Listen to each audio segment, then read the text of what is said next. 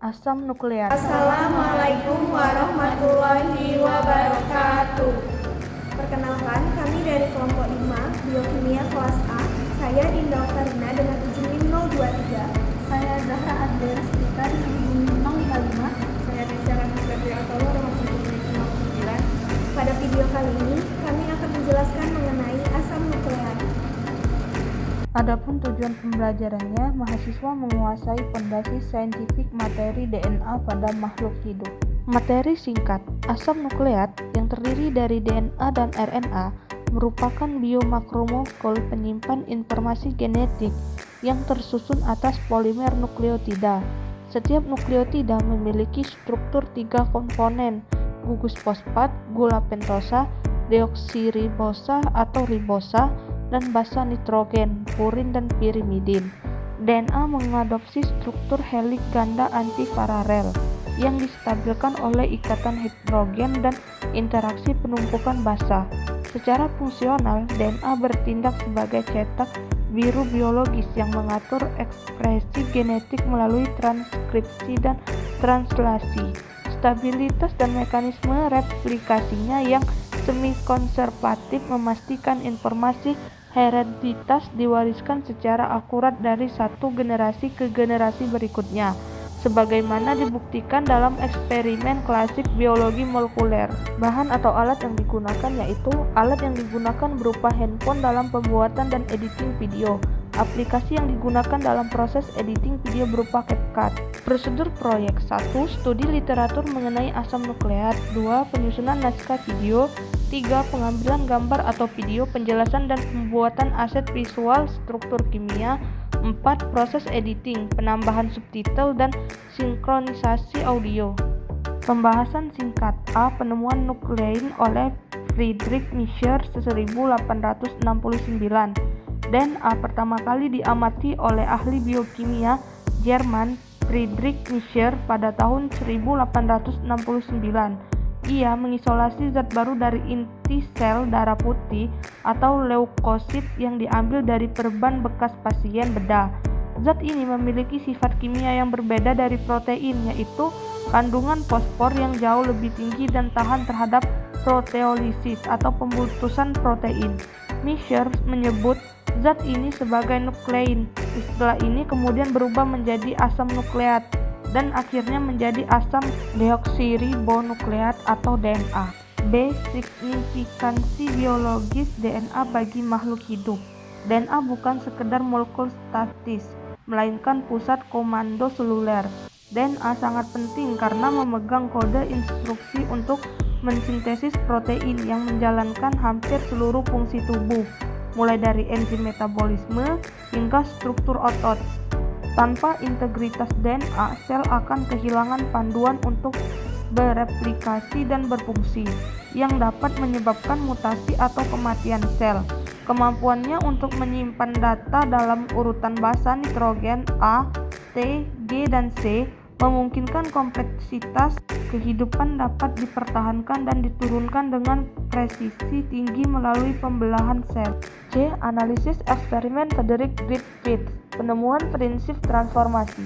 Eksperimen yang dilakukan oleh Frederick Griffith pada tahun 1928 merupakan titik balik penting dalam sejarah biokimia, di mana ia secara tidak sengaja menemukan fenomena transformasi genetik saat mencoba mengembangkan vaksin pneumonia melalui pengujian terhadap bakteri Streptococcus pneumoniae strain S atau virulen dan strain R atau non-virulen. Griffith mengamati bahwa komponen seluler dari bakteri strain S yang telah dimatikan oleh panas mampu mengubah karakteristik fisik bakteri strain R yang hidup menjadi ganas. Fenomena ini membuktikan bahwa terdapat suatu prinsip transformasi yang memiliki stabilitas tinggi karena tidak rusak oleh suatu suhu panas dan mampu berpindah antar sel untuk mengubah sifat keturunan. Analisis dari percobaan ini memberikan landasan awal bagi para ilmuwan untuk meyakini bahwa materi genetik adalah entitas kimiawi yang nyata dan dapat diisolasi. D. Eksperimen Avery, McCarthy, dan McLeod 1944. Identifikasi kimiawi tiga ilmuwan ini memurnikan berbagai komponen dari bakteri strain S yang mati, protein, RNA, DNA, untuk melihat mana yang bisa mentransformasi strain R. Temuan ini hanya DNA yang memberikan hasil positif untuk transformasi. Uji enzimatis, enzim pendegradasi protein protease dan RNA-RNase tidak menghentikan transformasi, namun enzim pendegradasi DNA-DNase menghentikan total aktivitas transformasi. Jadi kesimpulannya, secara kimiawi, prinsip transformasi Griffith adalah DNA. Eksperimen Hershey dan Chase 1952 bukti konklusif. Eksperimen ini menggunakan bakteri ophag atau virus pemakan bakteri untuk mengakhiri perdebatan apakah protein atau DNA yang menjadi materi genetik. Mereka menggunakan pelabelan radioaktif spesifik. Sulfur radioaktif 35S melabeli protein karena sulfur ada di protein bukan DNA. Fosfor radioaktif 32P melabeli DNA karena fosfor ada di DNA bukan protein. Hasil sentrifugasi pada sampel 35S radioaktivitas ditemukan di supernatan cairan atas, artinya protein virus tidak masuk ke dalam sel bakteri. Pada sampel 32P radioaktivitas ditemukan di pelet, endapan bakteri di bawah, artinya DNA virus disuntikkan ke dalam sel bakteri. Kesimpulan akhir, DNA adalah molekul yang membawa instruksi genetik untuk membuat keturunan virus baru, sekaligus mengkonfirmasi peran DNA sebagai materi genetik universal. Rasionalitas penggunaan isotop dalam eksperimen Michelson-Stahl 1958. Percobaan Matthew Michelson dan Franklin Stahl pada tahun 1958 melengkapi pemahaman kita dengan menjelaskan bagaimana informasi genetik diduplikasi secara akurat. Mereka menggunakan isotop nitrogen berat 15N dan ringan 14N sebagai penanda densitas untuk membedakan antara untai DNA lama dan baru. Dengan menggunakan teknik sentrifugasi gradien densitas, mereka mengamati bahwa setiap molekul DNA baru selalu terdiri dari satu untai asli dari induk dan satu untai yang baru disintesis secara komplementer. Analisis ini membuktikan kebenaran model replikasi semi-konservatif yang sebelumnya dihipotesiskan oleh Watson dan Crick. Penemuan ini sangat penting bagi kehidupan karena menjelaskan mekanisme dasar sel dalam membagi warisan genetik secara identik saat pembelahan sel terjadi, sehingga integritas informasi biologis tetap terjaga melintasi ribuan generasi.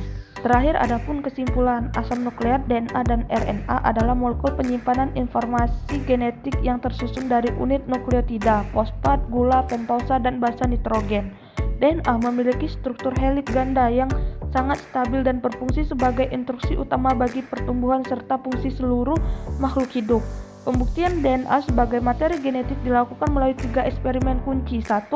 Frederick Griffith 1928 menemukan adanya prinsip transformasi yang dapat mengubah sifat bakteri. Yang kedua, Avery McCarthy Matliot 1944 mengidentifikasi secara kimiawi bahwa agen penyebab transformasi tersebut adalah DNA bukan protein. 3. Hershey dan Chase 1952 memberikan bukti final menggunakan isotop radioaktif 32V dan 35S bahwa DNA viruslah yang masuk ke dalam sel bakteri untuk membawa informasi genetik. Terakhir, mekanisme pewaris informasi ini dijelaskan melalui percobaan Michelson dan Stahl 1958 yang membuktikan model replikasi semi-konservatif. Mekanisme ini memastikan bahwa setiap sel baru menerima salinan kode genetik yang identik dengan mempertahankan satu untai induk sebagai cetakan sehingga kontinuitas kehidupan tetap terjaga. Sekian video dari kami akhiri. Wassalamualaikum warahmatullahi wabarakatuh.